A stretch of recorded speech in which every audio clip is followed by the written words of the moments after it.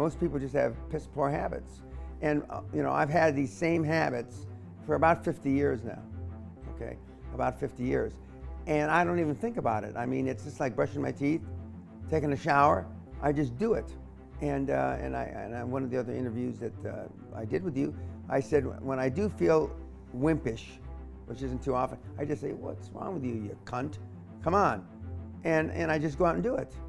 And I do that about my entire life. Everything about it.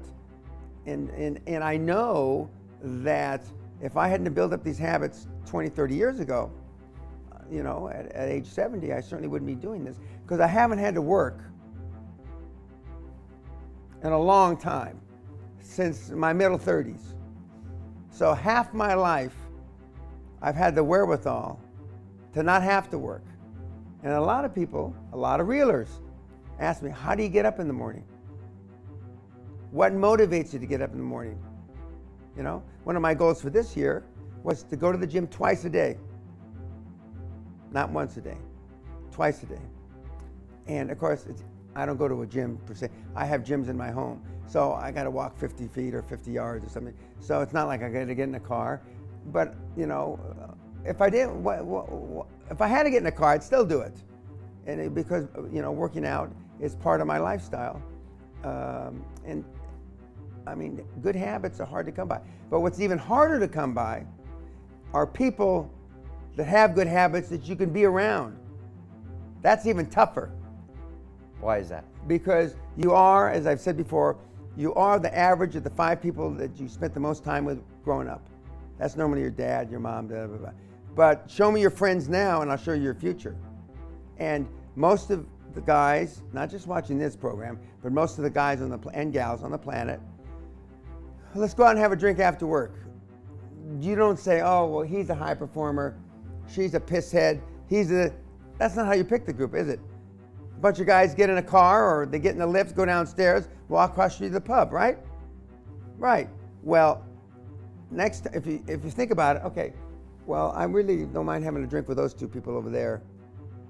So why don't you initiate the request and say, why don't you and I, the 3 of us, go have a drink? Let's say that they're your supervisors.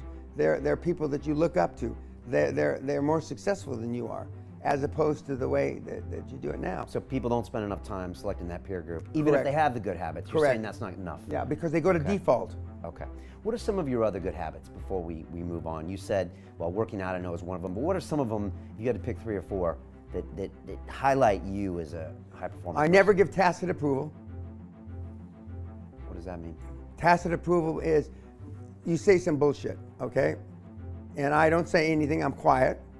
Or I might even consciously or unconsciously shake my head like that. That's giving you tacit approval that I either agree or don't disagree enough to open my fucking mouth. So then now you go away to tell the other reelers, well, you know, Dan agrees with that. When that's bullshit. So I go out of my way.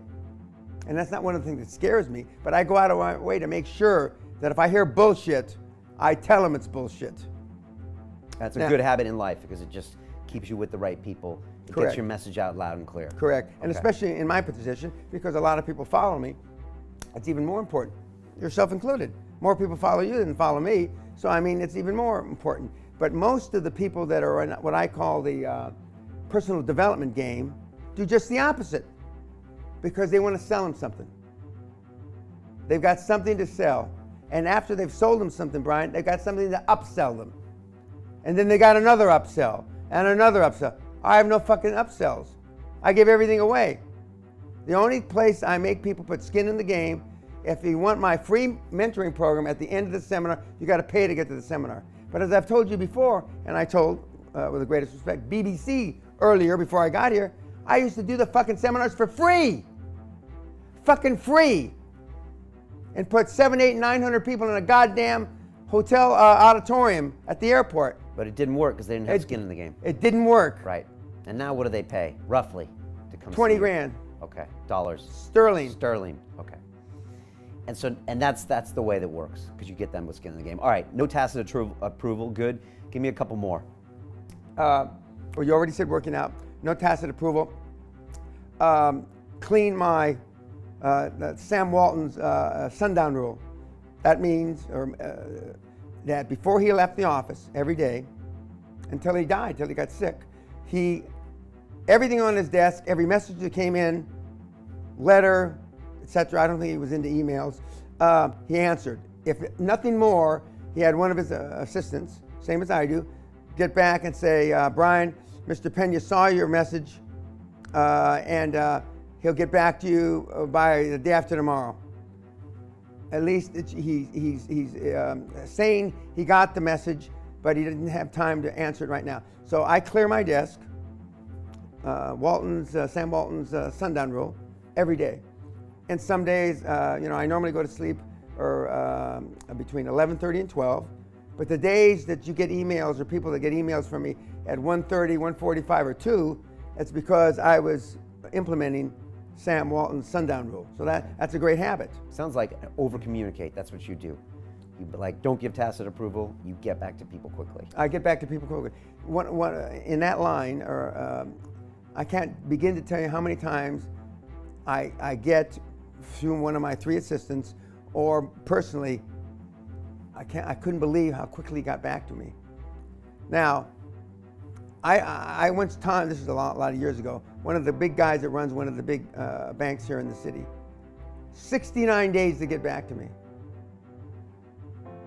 God, Allah, Buddha, the President of the fucking United States shouldn't have to take 69 days to reply. And it was a yes or no. It wasn't some thing he had to think through. I jumped on that cocksucker. I remember Sally and I took him out to dinner. It took me another 4 or 5 months to get a dinner, and all I did was give him a bollocking. The whole fucking time. I busted his balls. He said he wanted to bring 2 or 3 people with him. Fine. Why do you want that? And he said, because it'll be a learning experience for them. He didn't really know how much of a learning experience. And I said, I'm going to be myself, so-and-so. So you can bring as many as you want. And I ripped him a new fucking rectum.